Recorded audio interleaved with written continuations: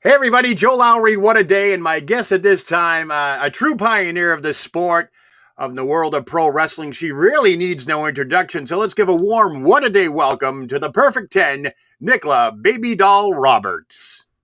Hey Joe, what a day. What a day it is. I asked you to come on here over the weekend because, you first appeared here on What a Day back in July, and we discussed many things, but over the weekend, was catching up on my documentaries, and one thing I had not seen was Vice TV's confidential episode of the mysterious death of gorgeous Gino Hernandez. Now, being a fan of this great sport, as well as a historian, I knew back then there was like a lot of scuttlebutt going around surrounding his death and so forth. But, Vice TV mentioned a few of the conspiracy theories that were going on. But to me, they saved the best for last because you came on and you had mentioned some things and so forth. But before we get to that, I just want to clarify. First off, I know you were just starting out in the wrestling business with World Class and so forth. But can you let my viewers know how you knew Gino Hernandez and how was it like working with Gino Hernandez? All right. My dad promoted in Lubbock, Texas for Yep. over 20 years. Wow. And so with Gino, I think he might have been like 19 or 20 whenever he first came up to Lubbock, but he was like first starting out. And I just thought he was amazing. Loved the heel aspect of it. Loved, Right. loved the look, the huge crush, the whole 9 yards. And I think was like 7 years older than, or 7 years younger than he was. I can't remember, Okay. but he came up and worked for my dad whenever I was like 13, 14 years old and Yep. uh, grew up. He'd come in and work for a couple of months and then he'd go back down to Houston. So he was kind of like circling and stuff. I'd known him for a long time. And then Dallas was looking for a girl to be a bodyguard for Gino to go against Stella May because Right. back then the guys didn't touch the girls. That was just taboo. It was Yeah. just too much, couldn't do it. So if they brought in a girl for Gino, then the girl could work against Stella until Sunshine got back and the feud would keep going and keep Gino in the deal with Stella. So Right. I worked with Gino from it was a Sunday before Labor Day, September of '84 until uh, I guess reunion or like Dallas was the second week Right. of December because I had Tampa and Miami, but I wasn't with Gino because I was just working single matches against Stella. Right. So I worked for him for a couple of months, but what you saw on the camera, what you saw in promos, that was Gino. He knew Genuine. he looked good. He Yeah. he had the class act. There was nothing second rate about anything that he did. So Right. he lived the lifestyle and now looking back and kind of seeing the stories and the whole thing, he definitely led a double life. I Right. think he got involved with some people that were very, very bad and he was expendable and Right. that was it. He Do was you done. do you think when he got up to being with you and so forth, do you think he was already involved in that, or is that something that just catapulted him after he got that big exposure? Did it take right off from there? Is some type of timeline you think that he kind of crossed Oh, that I think line? he was already involved in it He probably was. because Okay. I never saw Gino. We took one road trip together. Otherwise, he came to the shows by himself. Yeah. He was a loner. He had a girlfriend at the time. It Yeah. was like a high school senior, had a big ring on her hand, and she Wow. actually had a white 300ZX. So I went out and got a black 300ZX. So I was Wow. she With the was. with the T tops? Did you get the T tops? Yes, I did. Yes, I did. Used to And love those guys. it was That's like a sable interior. Oh, I love that car. Absolutely. wow. Nice. And So you never really saw that side of Gino that everybody was talking about when you were working with him. I know you didn't see him, coming to or from the arenas and so forth. But when he showed up, he was professional. oh, Uh, absolutely. Nothing like you read about That's with why I some of these like other guys. whenever I saw the documentary that they had found Jeannie, Yeah. Lady Blossom, and had brought her in because she actually lived next door to him and Okay. gave a complete different side of she actually was in it while I just worked with him Right. and we had the relationship like at the show and that was it. Yeah. And then when the show was over, cut and dry that. Yeah, and I thank him for that. I'm glad he didn't Yeah. introduce me to all that. So you were never intimate with Gino. I know there was speculation. I've seen the other podcasts and so forth, but you were never intimate with Gino. It was just a professional working relationship. There was no way Gino would have anything to do with some little bodunk girl from Lubbock, Texas. Yes, he had I didn't even know he was married. That's how Yeah. sheltered he lived. I mean, I There was a knew lot of Gino things that, for yeah, there were a lot of things that came out of that documentary, like the mother, or was it his mother right. that was married to Superfly Snooker for 10 years? We never knew that. Just crazy. You talk about, I think, being in the entertainment world and so forth, you do somewhat live a double life, especially wrestlers back then. We're talking early to mid 80s, where you traveled a lot, 300 days, 300 plus days a year and so forth. So it's very easy to fall into that, that other side that, some people call the dark side or demon side. You Um, almost have to, though. I mean, yeah, you I can't mean, yeah, be that on stage persona yeah, 24. That's what kills you if you try and do that 24/7. yeah, You have to have kind of some normalcy, and yeah, that's maybe why I've made it so long and others yeah, haven't, is because I have to have that the really balance. normal, yeah, Yeah, or the balance. Exactly, exactly. something, So, yeah, a big group. so your relationship with Gino is basically you saw him at the arenas, you guys did your thing and all that. You never hung out with him after a show at any time, or if you're on the I road together. there was So one time, I think it was like maybe 6, maybe 17, 18. He yeah, needed a ride to the hotel. yeah. So he got in my little Chevy Chevette. I had a Chevette at the time. I had a He got Chevette in one. that. We stopped and got Burger King, and I dropped him off at the hotel. And you could just see the look of like, I am getting out of a Chevette. He was just totally appalled by the whole situation. Really? Oh wow, you didn't like the Chevette, huh? Unbelievable. Now, there was another spot of the documentary. I don't know if you saw, but Jake the Snake Roberts had a comment that Gino was very popular within the gay community. Obviously, you never saw anything like that with Gino, correct? Just because you're popular with the gay community doesn't mean I you're know. gay. Because Don't I forget. found out like Yeah, in 2006 that my ex-husband, Sam Houston, is yeah, very popular with the gay community, and Sam's not gay. So right. just No, I get because, that. I have friends that live that lifestyle and so forth. But yeah, I saw that comment and I was like, that's kind of weird. So what's that have to do with anything? But then you got to go back to 85, 86, even 84. It was a weird time in the 80s when it came to that thing. So, yeah, if you were because, yeah, associated with that, right? Exactly. So, not so acceptable. Yeah, not yeah. acceptable. Now, so, as I mentioned before on Vice TV, they waited for your spot at the end of the show. And you pretty much Wow. got me. Wow, that's so to, cool. to me, it was the blockbuster ending, and hence why we're having this interview right now. Um, I do remember in one of the scenes there was a pack of cigarettes on the counter and so forth. And to me, that's the first time I ever known that Gino Hernandez ever even smoked. You would mention that in closing, why you think there might have been foul play, or perhaps he was murdered. Because give us your take on that with the cigarettes and so forth. Gino didn't smoke. Gino hated, I mean, So he never absolutely smoked. no. Wow. Okay. No. Yep. And he didn't like girls that did smoke. And I knew that for a fact because yeah, Gino's very particular about stuff. No, not Right. So you now. think the cigarettes were left? Do you think I might be completely wrong, but that's what I know.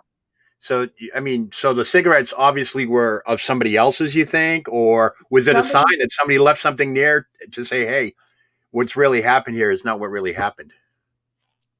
the only thing I don't know, because even he didn't even like people that smoked or had Right. smoking or a girl. So I don't even think that a package of cigarettes would have gotten in his apartment. Right. He So was that particular. yeah, So they never did talk about that at the end when you had mentioned the cigarettes and so forth. They kind of chalked it up to another conspiracy theory, but they saved you for last. That's usually the last thing they want people to remember. And you were on there saying, do you think he might have been possibly murdered, or there was somebody in the apartment with him at the time? I think that just from listening to everything and everybody's stories, I think he was killed because he was expendable. He was also a good way to make um, an impression on someone. Like, look at Right, we if we can off him, we can off you. So pay up. right. So, And okay, I think it was over money and the whole thing. And it was. I think Gina was made an example of. Right. Unfortunately, I have friends in law enforcement. And the first thing that happens whenever there's a violent or somebody's found like this, 99% of the time there are either drugs or alcohol related in this. Um, and one of the big things they were talking about was the amount of cocaine that was found in the apartment, or I forget who it was that dumped it out and so forth. But he had like sugar bowls full of cocaine. It looked like a scene out of Scarface. Is the only thing I can put it. Right. Um, Yeah, I could see because if Gino's personality, if yeah, 10 is good, a yeah. 1,000 is awesome. You Okay. know, And the amount so and the amount of cocaine that was in him when they tested him afterwards with the autopsy, was enough to, they say enough to kill a horse or an elephant or whatever. right. So is it physically possible that he did die of an overdose with that kind of See, a stuff in lot your of it, system? a lot of it was in his stomach. So, like when you Yeah, snort cocaine, you yeah, swallow it, it goes down in your stomach. But there's right, no, I mean, I've been around a lot of cocaine in my life. right, I can to this day swear I've never done cocaine. So I've left places because it was like, yeah. I was scared. I know how my personality is. And if I Yeah. tried it, I knew I would really, really like it. So I never did it. It was the Um, 80s. I know it was everywhere. It was not like it is but now, I'm but still alive because of it too. yeah, I didn't want to do something that cost so much money and then right, you had nothing left. right. So So I yeah, so don't know if there was any way that you could snort that amount, knowing from my knowledge, or if someone just poured it down his throat. was there ever a time you thought he was under the influence when he showed up for a show? No, I never saw any indication. No. Yeah. I only ask that because a lot of these documentaries show wrestlers who go to the ring under the influence because they're either upper or they're in the middle of going up or middle of coming down or battling an injury or something. So you always read about, oh, I did this show in front of 50,000 people, but I don't remember it because I was under the influence. I was just wondering because the foul play with Gino Hernandez, it's like that story we hear over and over. The guy had it all. He probably was going to be the history, the next coming of somebody huge. He had Absolutely. that. I watched him as a fan. I thought he was great. He's one of the reasons why I turned on World Class Championship Wrestling. And NWA. So, I look at it and I see, it's a tough balancing act, like we said, but a lot of times when wrestlers or entertainers in general are battling their demons, they're, with or without internet, people know if something's up. And you're saying that you never saw that with Gino. Never did. But then Gino sheltered a lot of stuff for me too. So The double life thing, I get it. yes, absolutely. I mean, he had the Corvette. He had lots of money. He had the Platinum or American Express, the whole thing. So Gino lived that life. He also wanted everyone around him thinking that he led that life. Right. Um, Well, it's kayfabe back then. It was huge. You lived it I, I 24/7. wasn't I wasn't as close with the guys in Dallas as I was with Crockett. Now Okay. Crockett, because I stayed with Tully Yeah. and traveled with a lot of the other guys. I saw a lot more of the backstage and hanging out, and we did more 4, 5, 6 days in a row, traveling every day together. I Right. saw more of that. Rather with Dallas, it was like we went to San Antonio and then we were back to Dallas. And then Wow. we were like in Corpus Christi and then back to Dallas. And then we were Right. like maybe Lubbock, Amarillo, and then Yep. back to Dallas. So there was no really like 4 days in the restaurants and the hotels and the Right. airports all together. And then that's where I really saw a lot was with Crockett. And he never missed a show that you know of, right, Gino? Mr. Like, did he ever miss a show, not show up, no show a show, whatever? Because that's like the pattern when there's really serious Okay. stuff going Let on me with think you. because now see he worked for my dad since I was like 13, 14 maybe. So I'm trying to think like all the times because I Right. knew Gino for like 5 or 6 years before I Right. actually worked with him. Um, the Von Erichs missed shows, Yeah. but I don't think Gino ever did Right. because that Like, yeah. I would have remembered that. Right. That I only ask that because that's usually the pattern. Just like Right. anybody in society, things start to happen, and and Mm-mm. that's why I, Never after saw. watching this documentary and seeing all this, it's like, yeah, I mean, there are conspiracy theories. I get it. But if some things don't add up, it's like the Right. smell test. If it doesn't smell right, it doesn't smell See, right. that's what totally threw me because I knew him for all that time. I never knew he was married. I never Yeah. knew he had kids. If I'd Wow. known that, I probably I can tell you I would have never called the Dallas office and wanted to work with him. I don't think I Yeah. would. Wow. everything was just really. I mean, when I say things were kayfabe, I mean they were kayfabe. Yeah. No, I hear you. I agree with that. I used to see the Freebirds running around Norfolk Airport in character with thousands of people behind them, Michael Hayes and the Hair and Terry Gordy and Buddy Roberts. And I always look and I go, it must be the Freebirds again because they're rocking and rolling, strutting up and down the escalators, and they got My thousands dad of would, people yeah, following them.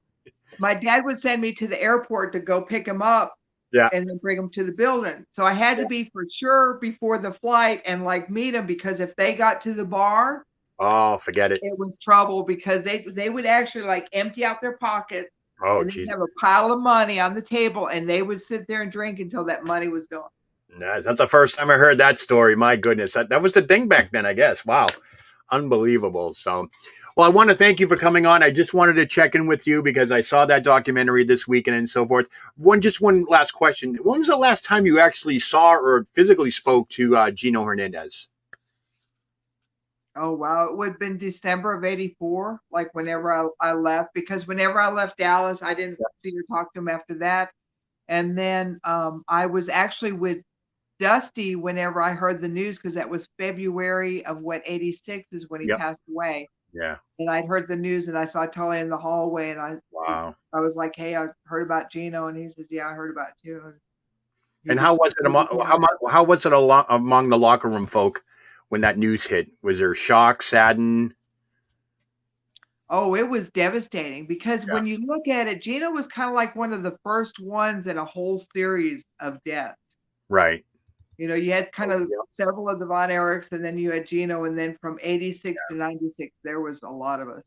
Yeah, I think that curse of the Von Erich started hitting around 84, 85. Was it David that first passed and all that stuff? So yeah, it was a tumultuous time with World Class during that They time. actually lost the brother up in the trailer park in Canada that was electrocuted. He was Yeah, just a little fella then. yeah. There's some things that nobody really knows about that they don't talk about anymore. But yeah, the Von Erichs have been the subject of a lot of trauma. And then the nicest guys ever. The Yes. nicest guys. I traveled with them. I actually, drove them around for a couple of summers and Right. went and played racquetball and took them to the gym and just super, super. I remember I told Carrie's daughter that she had just had the nicest dad. There was Yeah. a little girl running around kind of backstage, Yeah. and he said, come here. And he took his brush because he was brushing his hair. He took his brush and brushed this little girl's hair, and she's just standing there just thinking that it was so cool. And I thought, what a kind gesture, just here, let me straighten you out a little bit. There you go. It's funny because anybody from Texas, I'm like, oh, do you live near Denton? And like, yeah, I live right near there. I go, oh, so you've heard of the Von Erichs? And like, everybody's heard of the Von Erichs. So, Yeah. and I'm a Massachusetts guy. So talking to people in Texas is funny because, yeah, Denton, Texas, home of the Von Erichs.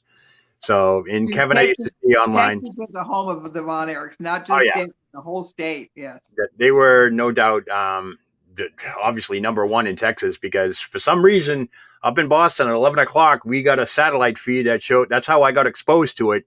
Some no-name channel got a hold of World Class Championship Wrestling. So right after All-Star Wrestling, I'd put on that and get my dose of Von Erichs and Freebirds and Babydoll, or Andrea Parker, as they used to call you. Andrea Roberts. Sorry. I'll give you a little hint. Did you know that World Class was in more markets than any other wrestling show from like 85 to 87, I believe? Really? That's Prince awesome. had gotten with a Christian broadcasting network and had gotten up on the satellite, which was like, Yeah. and Brand we new were at the all time, over. right? Yeah, we were worldwide before anybody else was worldwide. It was. I thought it was awesome. It was When so they said World refreshing to Class, get they that. meant Yeah, my Saturdays changed forever when that stuff started beaming in because it was 3 hours of WWF and then an hour of World Class, and then from 6:05 to 8:05, I got NWA Championship Wrestling. So it was, awesome. I was that was in my heyday back then. And you throw the wrestling magazines on top of that, so you can find out what actually happened because that was our internet back then. And Did you ever travel and go to like a grandparent's house or an aunt and uncle's and check the TV guide to see when wrestling was so you could see the show? I did. Yeah, I always did that. I was a VCR freak, so if I missed anything, I was taping it. Oh yes. And back then, before they had the set the time thing, you had to start recording when you left the house because back then they didn't have the remote control times like they have now, like DVR now. So and then you hope like nobody unplugged it or why is this on? And then go shut it off. you had to put a note on the VCR, do not turn off, and you have a 6-hour videotape for a 1-hour show, and you had to like fast forward all the way to the stuff. So yeah, Yep. those were the golden days. But Babydoll, you have some. You wanted to make a couple announcements. You have some stuff coming up, right? Oh, absolutely. Always busy. I cannot believe this. I've got July, I believe it's the 22nd and 23rd. It's the end of July. Oh my Yeah. yeah, I believe it's 22nd, 23rd. I'm going to be in Philadelphia with Captain's Corner, Captain Nick. Oh I'm yeah, going awesome. up to Philadelphia for 2 days, and Yeah. then in July 22nd through the 25th, 22nd, 23rd. Yeah, 22nd through the 25th is a gathering with Mark Yamato.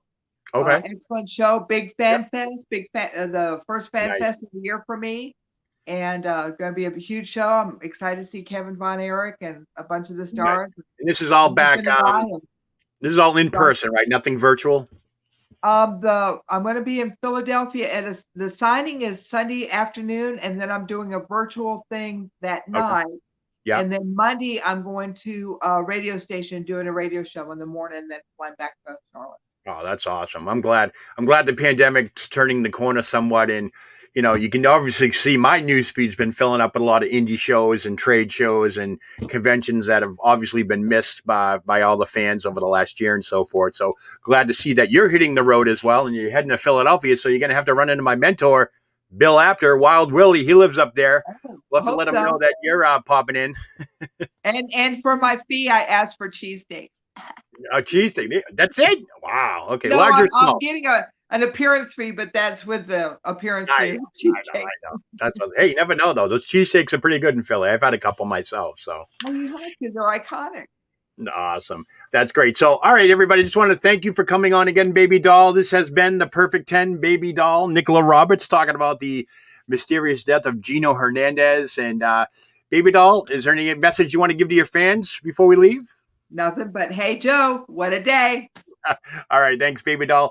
Everyone, stay tuned for this interview exclusively on Bill Apter's OneWrestling.com YouTube video channel. So that's going to do it for me, folks. I'm Joe Lowry. What a day.